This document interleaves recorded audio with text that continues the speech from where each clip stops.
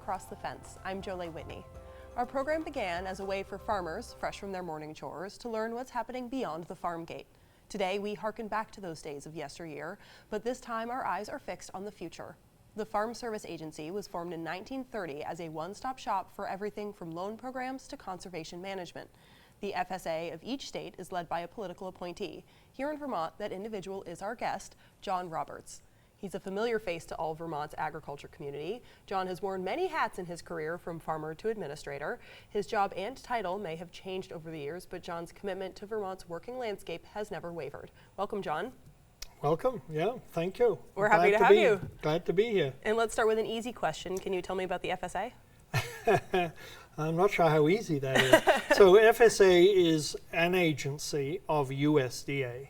USDA is a big umbrella that covers a lot of different agencies. FSA, Farm Service Agency, when I first came to the state, it was not called FSA, it was called Farmers Home Administration, and they did the loans, and that's through them that I got my first loan to buy my first farm back a while ago. And but FSA is covers three main areas. We implement ag policy, we administer credit and loan programs, and we manage conservation, disaster, and price support programs. One of which, the DMC, Dairy Margin Coverage Program, obviously is a big deal in Vermont. And last year it provided $27 million to Vermont dairy farmers. Since it's dependent on the price, and the price of milk and the price of feed, so the margin, this year it's not going to produce anything like that because the price of milk is up and the price of feed is down slightly. The sweet spot, I guess.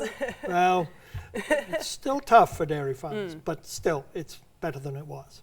And we're coming up on the one-year anniversary of the flooding from last summer. Can you tell me about how the FSA's disaster response kind of helped farmers during that? Yes, I can. Flooding was one of a whole series of disasters that we had, starting probably around Christmas of 2022 when we had Winter Storm Elliott. But we then went into a freeze in May, and then flooding and continual rain for 60 days. And I live in Addison County, and that was one of the most impacted floods. But we have a whole series of programs, none of which are automatic. We have to go to Washington and say, hey, we've had a disaster. Can we release this program? And some of them are cover like ECP, Environmental Conservation Program. Farmers use that to clean up flooded fields, remove debris, fill in where the rivers have washed out soil and stuff like that. Last year we had 52 producers who applied for money for that, total of $300,000. For the Winter Storm Elliott, which did a lot of damage to the maple industry, we have put out $1.3 million through ECP. We have the LIP program, Livestock Indemnity, for livestock that die. Most of our losses were in the poultry industry last year, and we put out $21,000.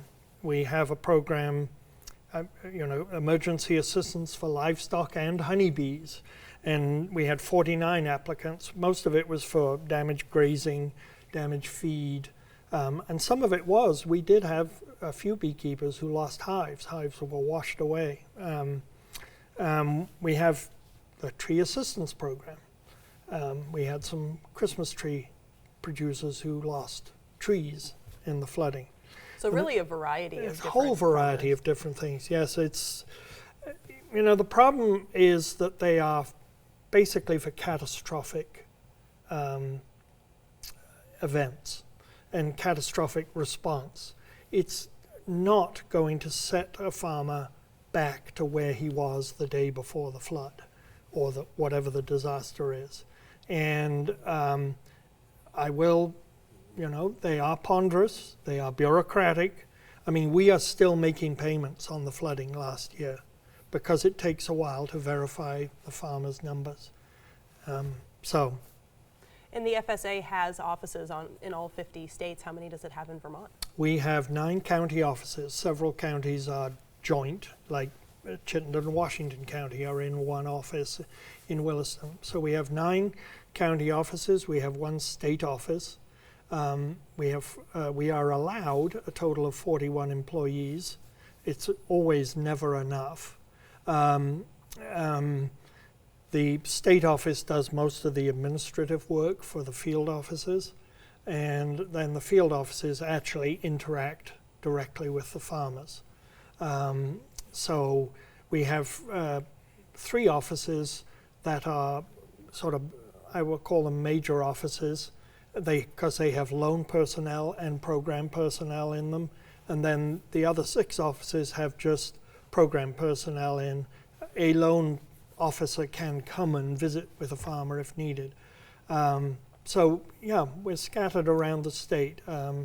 We have offices in Williston, Middleborough, St. Albans, Newport. So I had better remember all these. St. Johnsbury, White River, Brattleboro, and Rutland. All right, so all over the state. And you mentioned those loans, and the FSA is regarded as America's lender of first opportunity. Can you tell me what that means? Yes, I mean, first opportunity is like myself. I mentioned, we got our first loan through this agency in a slightly different form, but which was a low interest loan, covered the sort of total purchase price of a farm, including the down payment. So we have a beginning farmer and rancher program. We have programs for socially disadvantaged applicants. So it's big. I mean, we do well over $75 million of loan business out there at any one time. And loans can be anywhere from 5 years to 30 years long. And so, you have a lot of capital tied up at any one time. Beginning and farmer rancher programs are a little more easily accessible. A beginning farmer is someone who has not been in farming for 10 years. Sorry. No, it's okay. Do you mind telling me about the farm storage facility loans? Yes, this is rather an interesting program because that is not, the other programs, loan programs do require a significant down payment, and they are also, they are limited. There is a limit. I mean, we don't lend money to everybody. If you're a multimillionaire, we're not going to lend money to you because I won't say you don't deserve it, but but I did just say that. So the farm service loans farm storage loans are accessible by anybody. And originally it was a program started probably 10, 15 years ago in a farm bill. And basically all we did was lend money for farmers to build bunker silos to store silage. It has greatly expanded since then. When we will give loans for bulk tanks, we will give loans for sap tanks, we will give loans to apple producers for crates to pick their apples into. We will if you qualify, I should add, we can help buy you a refrigerated van to distribute your produce. I mean, the key is that we will give you a producer a loan if they are producing the milk, the cheese, the apples on their own farm, and then they need storage for them, or they need a way to distribute in a refrigerated van. Sure, so storage really covers a whole host of things. A host of things. Absolutely. Now, and there is a huge list of everything that we cover, but you don't need to go through all of that. And can you tell me about the CRP, or Conservation Reserve Program? What does that look like? Yes. Well, interesting, CRP is sort of another umbrella program, and most of CRP does not apply to Vermont. It's for grassland preservation. most of our grassland is utilized. But a subset of that, which is very important to us, is what's called the CREP program, Conservation Reserve Enhancement Program. This is vital to us, mainly because of Lake Champlain and the Connecticut River, reducing nutrient runoff. We work in close partnership with the Agency of Ag and NRCS on this program. And it's a way of farmers to get payments and rental for land if they fence it out from livestock and plant trees along areas where nutrient runoff is at risk. So, and we will help a farmer, if he has livestock, to build a proper stream crossing so the animals aren't in the water. And sorry, we're almost out of time, but I want to mention before we wrap up, you guys are looking for people to join committees. Can you tell me what that time commitment looks like? Yes. One of the key parts is we need farmers to participate in our county committees. And now is a time when our county committees are looking for applicants, nominations. It's an election. You need to get into your county office and you can nominate yourself before August 1st. And that's very, very important. And they have a significant role in helping administer programs on the county level. And we have a lot of great farmers on there. We need more diversity in crops and types of farmer. So I would sign up. And farmers are busy. How long is the commitment? Every day or year? No, they usually have a monthly meeting, and you will get decisions on county employees if we're hiring a county executive director or a program technician.